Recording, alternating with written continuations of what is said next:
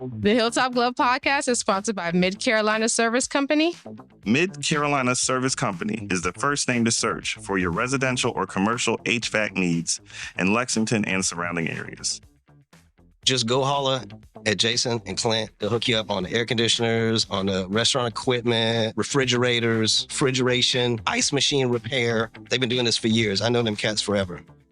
Family owned and operated since 2006, they pride themselves in their quality work and customer relationships. Call 803-356-4153 or visit midcarolinaserviceco.com for a no obligation quote for service today. The Hilltop Glove podcast is sponsored by True Brilliance Entertainment. True Brilliance is a production, promotions, and management company dedicated to connecting artists and producers across the Carolinas to music industry professionals. Several of their clients have placements both domestic and internationally as a result of their services. Are you an artist or producer looking to build meaningful relationships within the music industry? Then True Brilliance is for you. Check them out at paramilitary.com. That's spelled Paira military.com.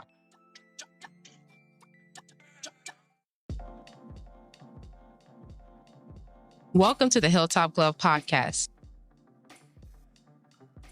Welcome to the Hilltop Glove podcast. Welcome to the Hilltop Glove podcast. Welcome to the Hilltop Glove podcast.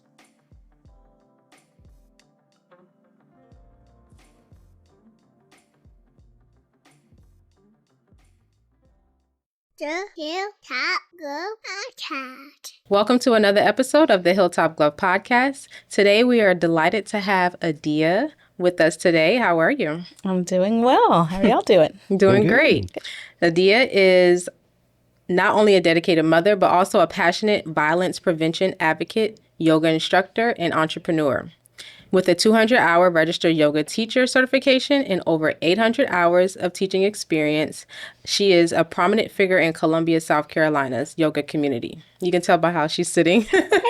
I'm about to say, we gotta do this proper now. Yeah, now we all have to. Adia brings with her 2 decades of experience in interpersonal prevention and victim advocacy, but she also holds a bachelor's degree in psychology from the University of South Carolina, also a master's in education from Old Dominion University in Norfolk, Virginia. Wow, okay. A lot of schooling. A lot, yeah. And she also is the owner of a vibe called Yoga, where her mission is to merge creativity, mindfulness, and her passion. Her classes are designed to inspire a new generation of practitioners to explore their true potential while blending the beauty of art and the serenity of yoga with the vibrancy of live music. I love that. Yes. I love the way that that's written. I mean, that was beautiful. AI. Beautiful description. Thank AI. I love it. Like, have we ever just thanked AI for doing its job? I mean, we're going to be thanking AI for 100 years when all the power and water we sucking up with that thing. So, for our fans or our listeners that don't know you, can you tell us a little bit about your childhood, early beginnings in South Carolina, or where were you born? Yeah, so I claim Columbia as my home, but I was born in Athens, Georgia. Okay. But we moved here when I was like 3 years old, and so Columbia is my home. I have roots in Georgia, but definitely claim Columbia as home. I have 2 sisters. I'm the middle child, and I start with that because I think I'm a textbook middle child, just the forgotten child, and so. Not in a terrible way. My parents are wonderful. But I always like to tell the story that, because it just says a lot about who I am as a person. My mom tells the story that that no one saw my first steps. And so she was in a room, doing something with my older sister. And she was just like, I just walked in the room and I had not walked before. And so I like to tell that story because it's like, that's just kind of the story of my life. I don't need a lot of fanfare for anything. Like I just figure it out and do stuff. Doesn't matter if anybody's there. Doesn't matter if anybody's watching. But y'all, we got it. We got really it. Good good yoga poses there. We're yogis over here, Yes, so I love it. I love it. So that again, my mom is amazing and raised 3 girls on her own, and I had, I think that I again, growing up here in Columbia with 2 sisters, had a wonderful childhood. I think that I talk about my mom sometimes because she's just an inspiration to me, because I think that she has inspired me to just make things happen in the way that we've kind of talked about. And I think that we struggled some financially growing up, but I never felt like I needed or wanted for anything. And I think that I hope that I get a little bit of that, just get it done, find a way from her. And but yeah, that's kind of who I am. And yoga was not a thing in my mind or in my awareness as a child. I wish it was. So that came years and years later. But yeah, what started you in your yoga journey? Yeah, so fast forward many, many years, I was working at Georgia State University in Atlanta, and I did a lot of time working in higher education and in several different capacities. And they offered yoga and meditation for free to faculty and staff. And what I'm talking about. I mean, yeah, those corporate wellness programs are just so preventative wonderful. care. yes. Do it. Absolutely. It was such a wonderful offering. And at the time, I knew what yoga was. I was just like, oh, great. I can get out of the office for an hour on Fridays, and do this really cool thing. And it was a great experience. And I think that I pretty quickly saw and felt the benefits of it. And, I tell people that it was so special because I had just, at that time, I was in the process of a divorce, and we had just recently moved to Atlanta, and it was the first thing that felt like it was just mine, it was just, I wasn't doing this as a wife. I wasn't doing this as a mother. Like, I was doing this thing just for me. And that's part of why yoga holds such a special place in my heart, just because it was the first thing that, that was just for me. And I, practiced there on campus for the time that I was in that role, and off and on for the next several years. And again, years down the road, I eventually started teaching. But yeah, that's how I got my start. That's amazing. I feel like a lot of people find something for them, but making it your duty or your purpose in life is another struggle. So how did you come about that? Yeah. That's a really great question, because and I just had this conversation recently with someone about, so again, I'm glad that I practiced yoga on my own for years before I decided to get my teacher certification, because that allowed me to establish my own practice. And I think what a lot of people don't understand is I run into people all the time that are just like, well, you do yoga all day long, and, you should be so calm and all these things. I'm like, Right. No, I'm not doing it for me. I'm teaching. I'm giving of myself. I'm holding space for others, not myself. And so I mean, that was a conscious decision, to take this practice that had served me so well, and to share that with others, so that other people can see those benefits as well. It is a struggle, though, because I'll admit that right now my personal yoga practice is pretty minimal, and I, it's just a transparent moment. I need to be more intentional about my own. When I'm doing yoga, it's for a purpose. I'm either teaching or I'm practicing a sequence that I'm going to teach, or I'm doing it for content, and so it's, so yeah, I am doing a lot of yoga, but not a whole lot, just for me at this point. But so you're right. It is a struggle to kind of take something that you care about, something that you're passionate about, and make that conscious decision to monetize it, or the monetization discussion we've been having on our Patreon. Is how there's just this constant push to try to get money out of all of the things that we enjoy doing. It's just kind of the era we're living in, where everything's got to be monetized, or else it's not a legit hobby. Exactly.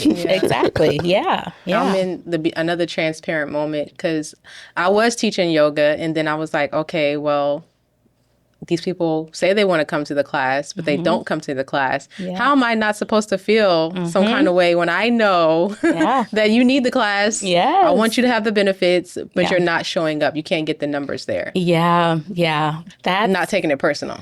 Yeah, that's hard. That's the difficult part. But it is, I think that I have found a way to not take that personally, just because I have been on the other side of it. Like, for example, I mean, there was a time when I was regularly practicing at a studio, and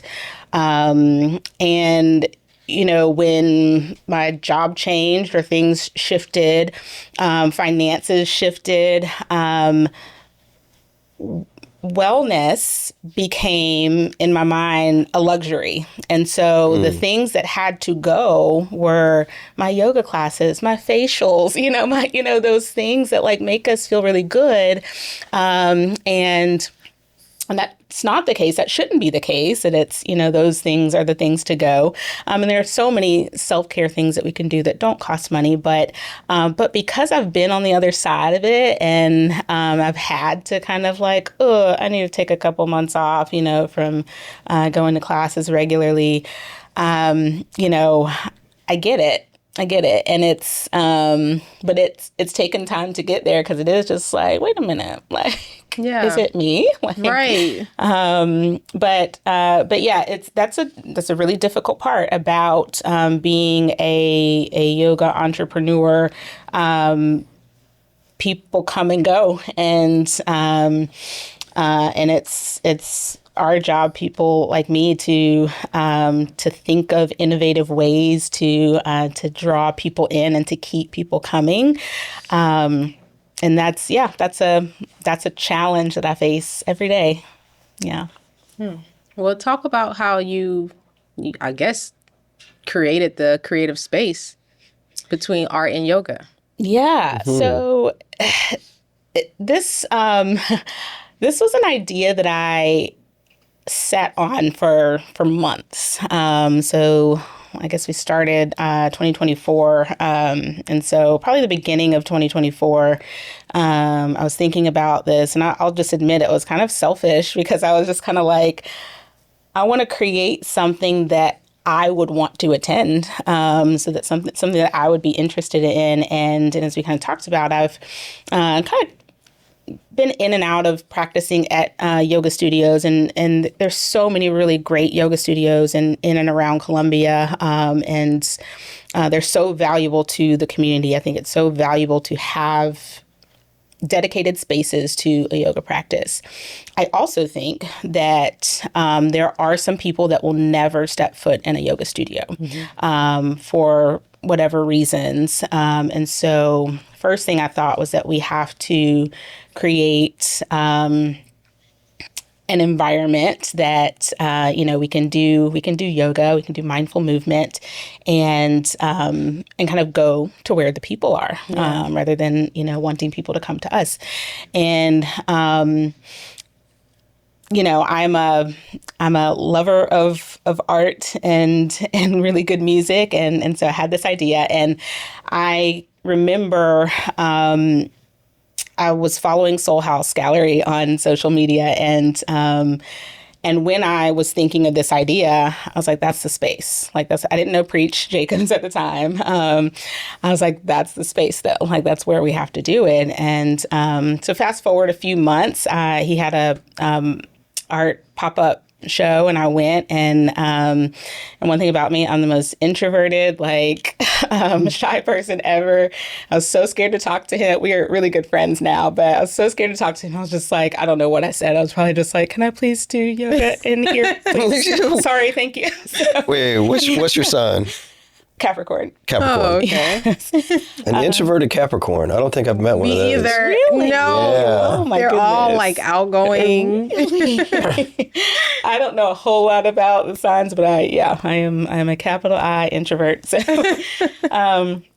so anyway, so yes, I worked up the courage to say something to him at that event, and he was like, yeah, like, what do you have in mind when you want to do it? And I'm like, what? I had to speak. I had to be prepared. And so yes, I was really fortunate to have made that connection early on. And because he was really instrumental in helping to connect me to the art community. I have never considered myself a creative. And so I was a little nervous about that. It's like, hey, is this going to be a thing that art people want to come to? Or is it going to be like this kind of closed community that I can't work my way into? But it's been really great. And I give preach props for helping to make those connections. And so, that's how it came about. I worked with a fantastic branding marketing person who's a good friend of mine, and Shout him out. Go ahead. yes, Will Featherstone. he's amazing, and so I before, I mean, it didn't have a name yet, so we literally met up, and I was like, guess what? I just went to this pop-up art event, and I talked to this guy named Preach Jacobs, and I just kind of started explaining the event, and he's like, love it. Can I help? And I'm like, wow. Please. And so he thought of the name, or you thought of the name? He is the the brain behind the name. Yes, he's brilliant. And so yes, I'll give all the people their props for. I had the concept, but I worked with some really great people who helped to shape it, and yeah, I think it's been such a beautiful journey. And I think it's been great. It's been well received, I think. So walk me through, if I came to one of your events, what would that look like? Yeah. So, one thing that I really love about a vibe called yoga is that we have been really intentional about making it personal for people. And I talk to people about, I want you to feel welcomed in the space, but I want to really go beyond that. I want you to feel valued in the space. I want you to feel like I want you to be there, and we want you to be there. And so you'll be greeted at the Koger Center doors. We're at the Koger Center now, downstairs, and you'll be directed upstairs to the gallery space, and there'll be somebody there to greet you, help you check in. And first thing that you'll see is our big, something I'm really proud of, our big welcome board that has everybody's first name on it and this beautiful lettering. I'll give my sister a shout out as well. My older sister does beautiful hand lettering. And so when we register folks for the event, we make this welcome board. So you're welcomed by your first name, and come in. There's mats available if you need one. And there's Preach's playing music, and there's mingling, there's food, there's, we always have an herbal tea station. And so it's, we try to make it just a really comfortable, inviting experience. And the yoga practice itself, we do about a 40 to 45 minute class, and beginner friendly. And so, there have been so many folks that have come to the event that have never stepped foot on a yoga mat before. And that's the event. This is the space for you if you've not done yoga before. It's also a really good class for those who have practiced before. It's beginner friendly, but it's it's challenging enough to where, you feel like you can get something out of it as well. And so we go through breath work. We get up, we warm our bodies, and then we relax. We also do lavender infused towels at the end, so you get a cool lavender towel at the end. I'll be there. Yes, I'll see you next month.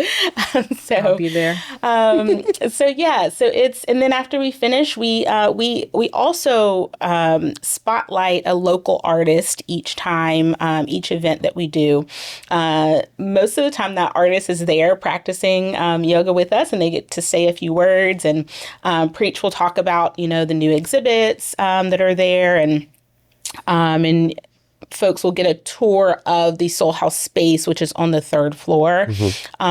So there's that. The art piece is very much integrated, throughout the event. We have little journals that we give away, and, because the event is so tied, wellness and art, we talk about the fact that our yoga practice, our mindfulness practice creates space so that we can explore and be more creative. And so there's like markers and colored pencils and journals and things like that. And so we've done little things to make sure that we are celebrating that marriage between art and wellness, and making it really personal for people. And again, we hope that that's what keeps people coming back. Is just the way that they felt when they were at the event. And so you're that's the event, and then we have opportunities for you to sign up for the next one while you're there. And there's typically a discounted rate for those who are at that event to go ahead and sign up and get that. And how often do you do them? So that right now they are every other month. Okay. Yes. And so we are looking to expand. This has always been an event that was intended to move around. I think we will always be at Soul House in some capacity, but we are looking at other locations, not just in Columbia, but just we will be expanding next year. I don't have a whole lot of details yet, but stay tuned for that. Awesome. Yeah. I love the whole idea, because I know, right? You had me at the lavender. I went to an event.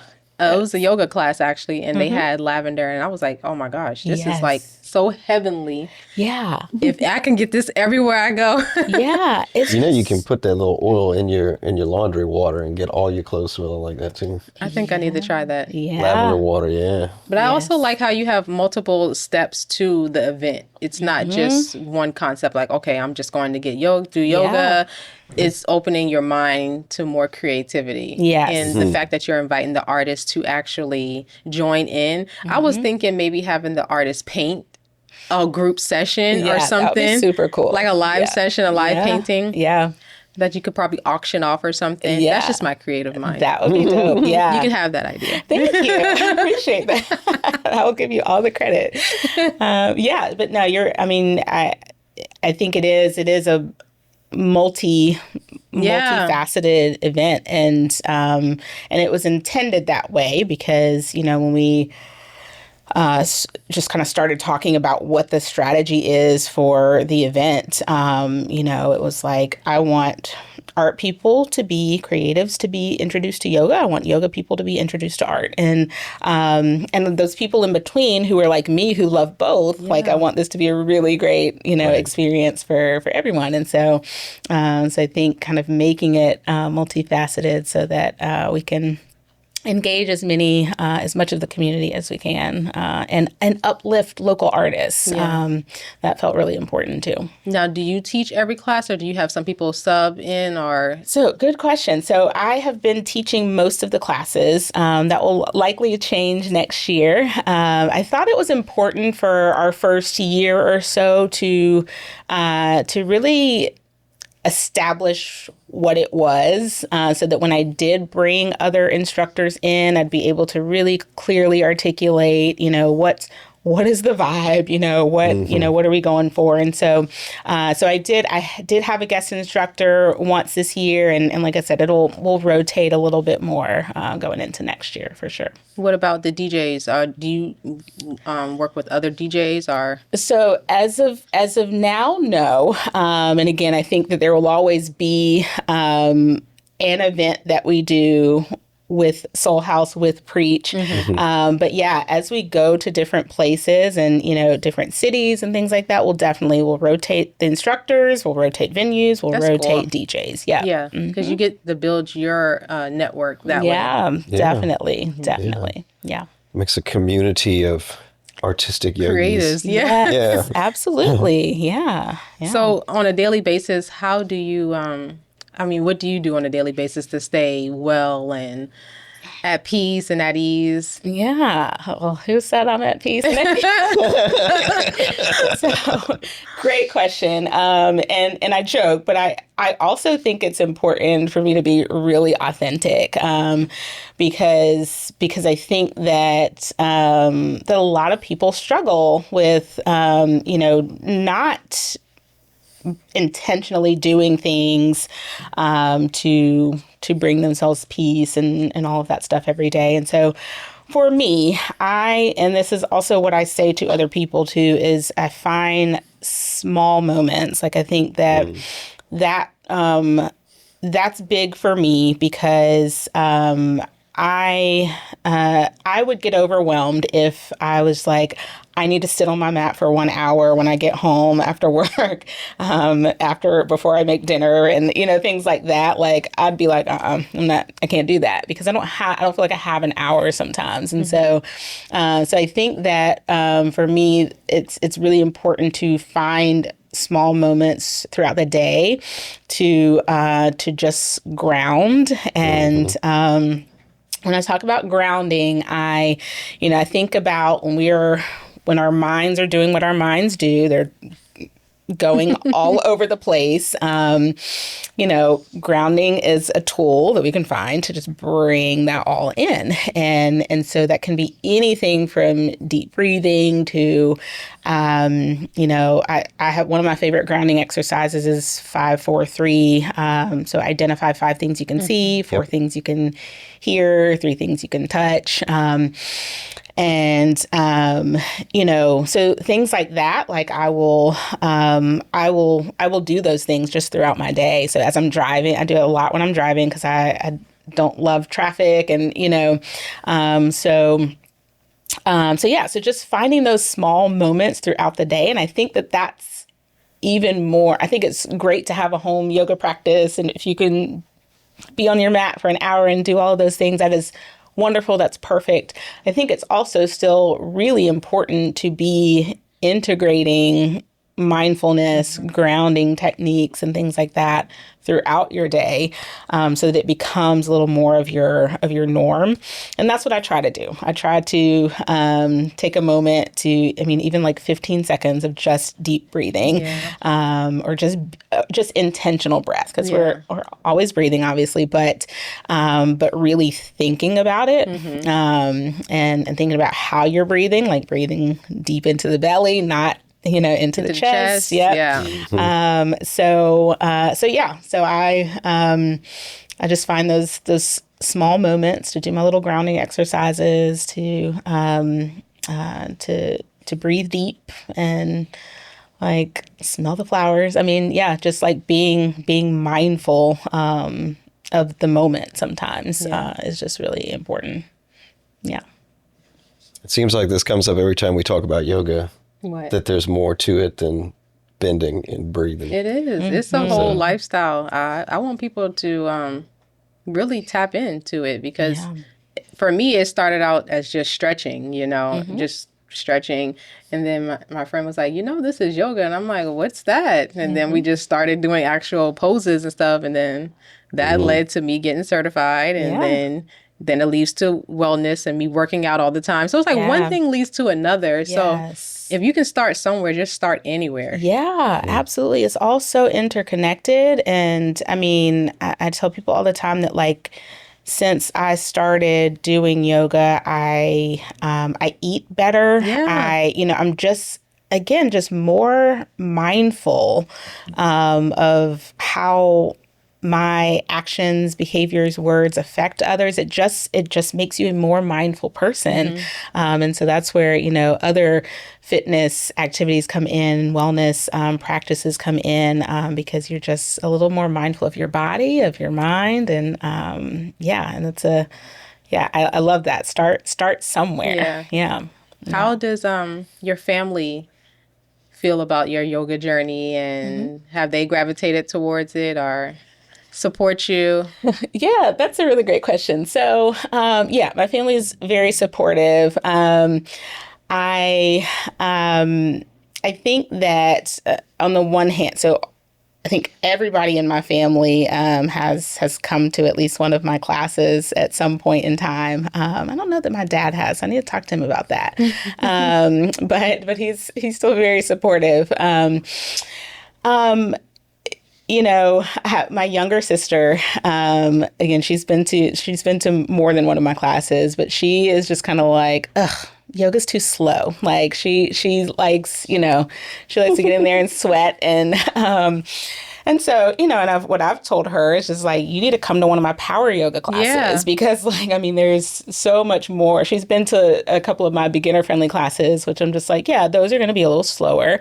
But yeah, I've kind of had to say that like, there are different kinds. You will work up a sweat, you will burn some calories. And so, but no, my family's been really supportive and I am the only one in my immediate family right now that is an entrepreneur. And so I think that, again, they're very supportive, but I think that my parents, when I told them a couple of years ago, I'm like, hey, I'm going to leave my job and, pursue this full time. There was certainly some trepidation, like, what are you going to do for health insurance? Right, right. How are you going to survive? And so, and that's very understandable. And I, it's, that part of it has been a journey for sure. But overall, it has been really good to have the support of my family, throughout this journey. How long did it take you to make that leap that it was not going to be a side project anymore? It was going to be your main focus? So I probably thought through it and processed it for maybe 4 to 5 months. And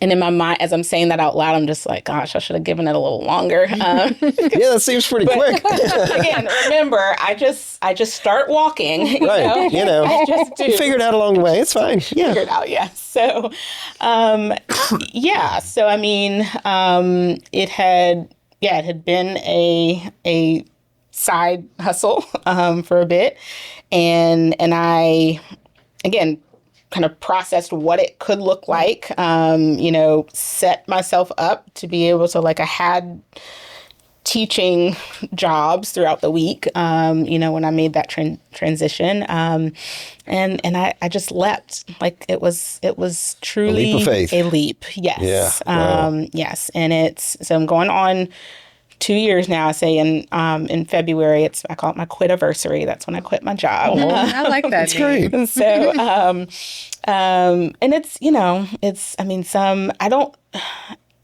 I have zero regrets. But some of it has been really hard. And going back to kind of what you talked about, it's just like my livelihood is dependent on other people choosing to do yoga. I'm just like showing up in a world where nobody shows up. Yeah.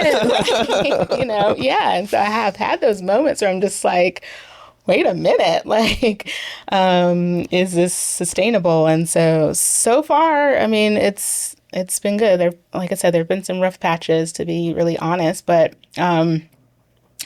again, like my job is to be innovative and to, again, like I said before, I've never thought of myself as a creator until now, until I started entrepreneurship, because I'm having to be so creative in marketing and outreach and just figuring out what it is that people need and want. And it's been fun and scary and a whirlwind. a whirlwind. Yeah, absolutely. Yeah. Can you talk about your community that you've built?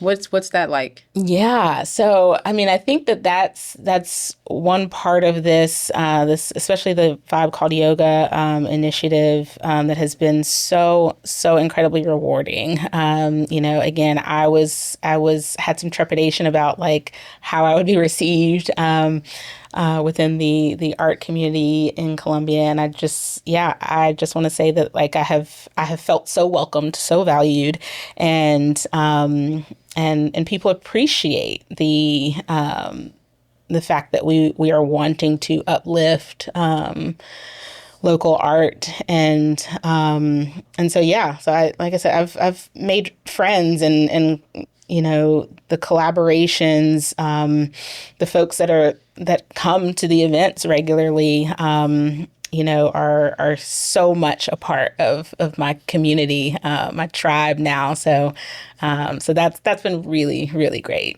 I'm excited. Yeah. Yeah, we got to go. Yeah, I'm definitely trying to go. Yeah, I will send y'all the link.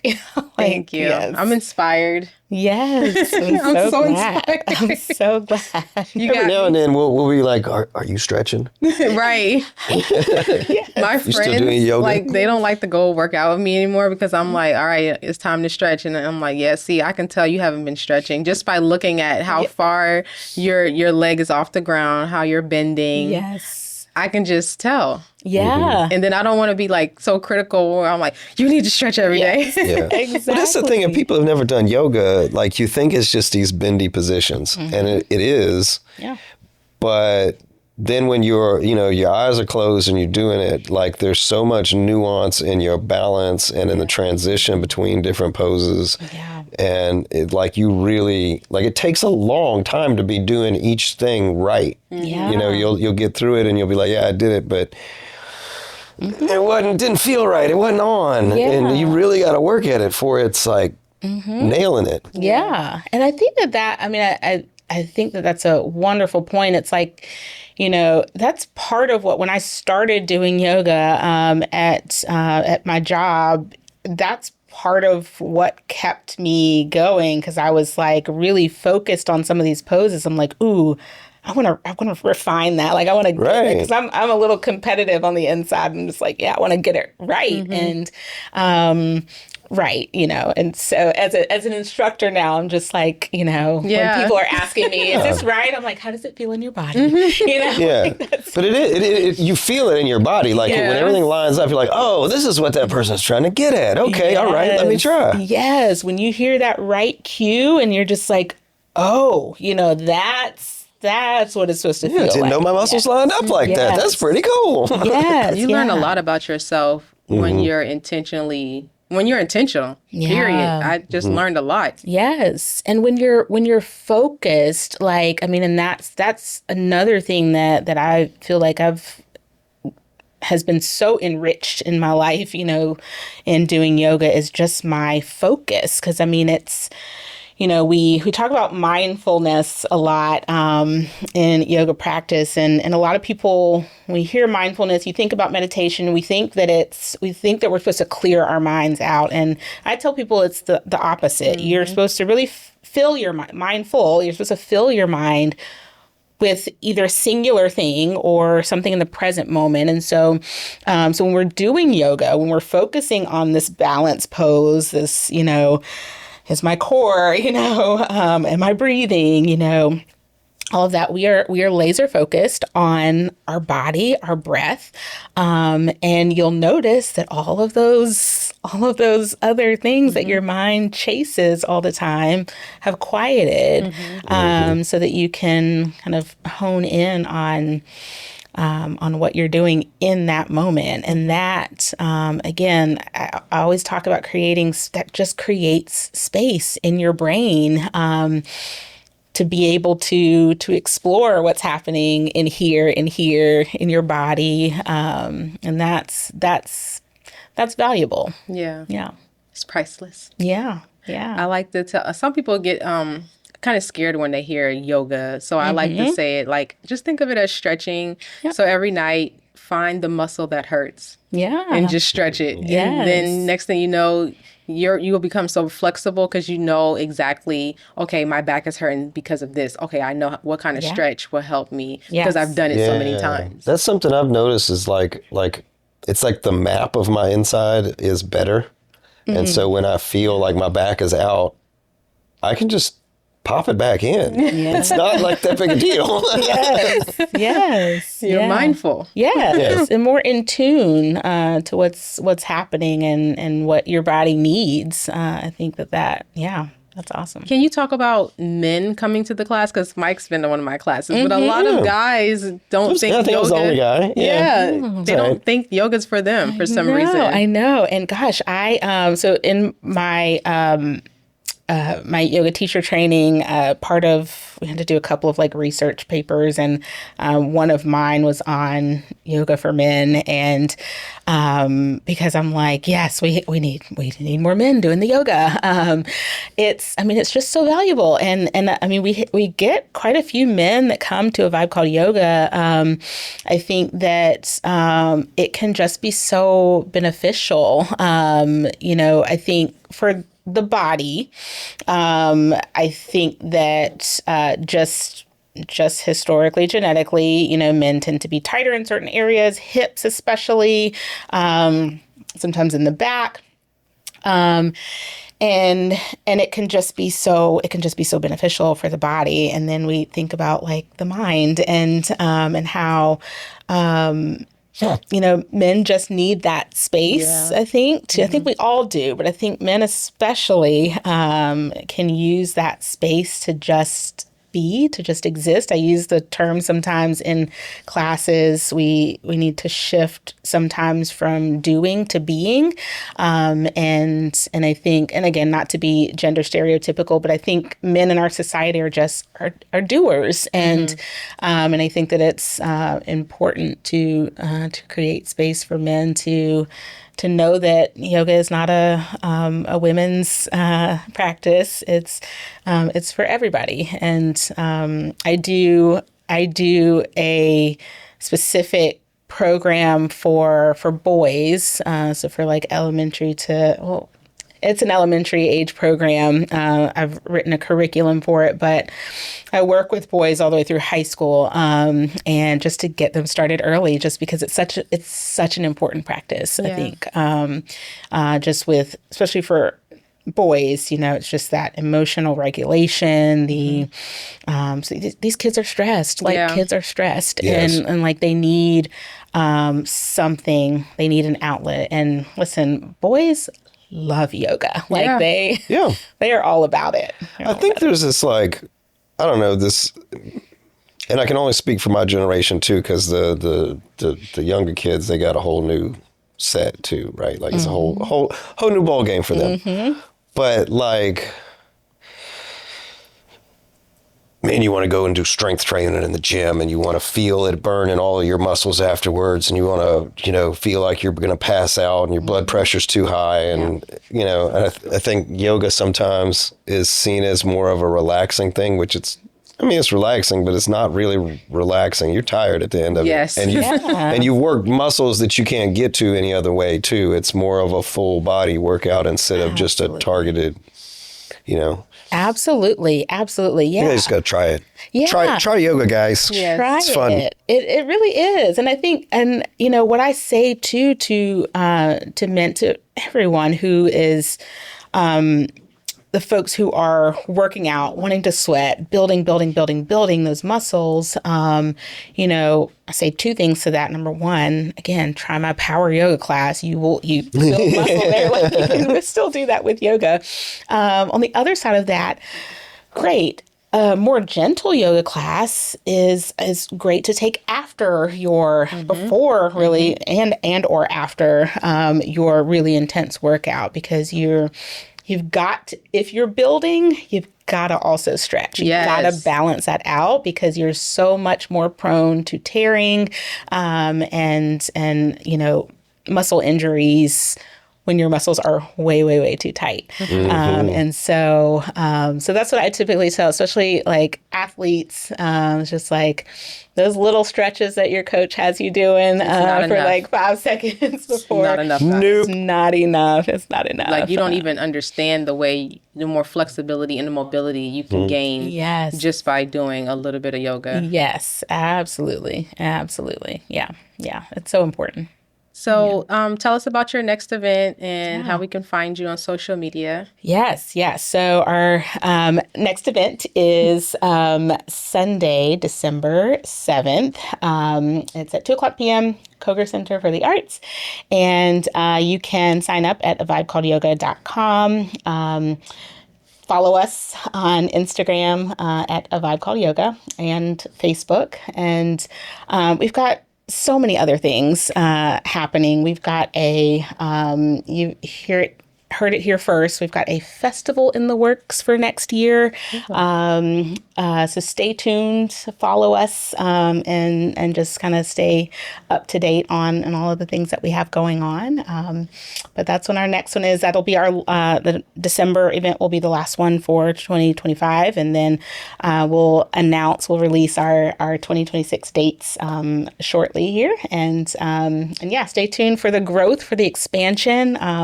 We're really excited about where we're going to be going from here. I'm excited. And you teach regular classes every week also? I do, yes. Where can people find that? Yes, so I am mostly at Drew Wellness Center. So several days out of the week I am there. I teach some classes at Fit Columbia. I'm also an aerial yoga certified, so doing lots of fun things. The silks and things? The silks. Oh. Yes, at Fit Columbia, right? Okay. Yep. So those are super fun. So I teach a few classes in a few different places each week. And then, my signature event, A Vibe Called Yoga, every other month right now. Yeah. Awesome. Yeah. Well, thank you for being here today. Absolutely. Thank you so much for having me. This was wonderful. If you turn this into a wellness retreat, just let me know. Oh, maybe. Oh, yeah, I like that. Stay tuned. Stay tuned. Yes. And I love how y'all maintained your yoga poses the whole time. I had to adjust a little bit. My knee was starting to give out. I had to adjust myself. So. Well, I'm disciplined. Yes. I'm so sorry. I just had to say that. All right. But just to wrap up the episode, thank you guys for tuning in. Oh, shout out to the space that we're in, Celeb Studio. And especially shout out to Chef Jay. It's located at 224 O'Neill Court, Unit 19, Columbia, South Carolina, 29223. You guys can rent this space for events and also podcasting if you would like. It's on Peerspace. So with that being said, tell someone you love them. Thank you for being here, and we'll see you guys on the next episode. Peace. The Hill Top Girl Podcast.